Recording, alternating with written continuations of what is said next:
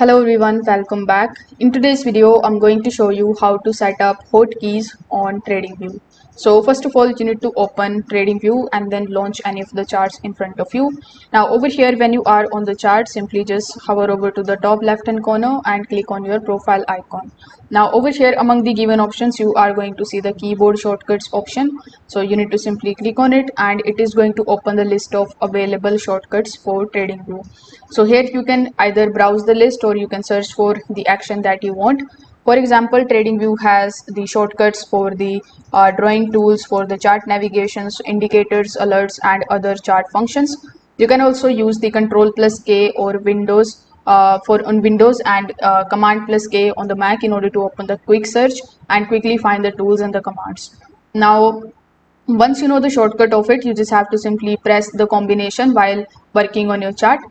For example, for the drawing multi-selection, you can hold Control plus click and it is going to open this particular drawing multi-select option here on your chart. So that's how basically you can use it. If this video helped you out, consider subscribing to the channel and liking the video. Thanks for watching.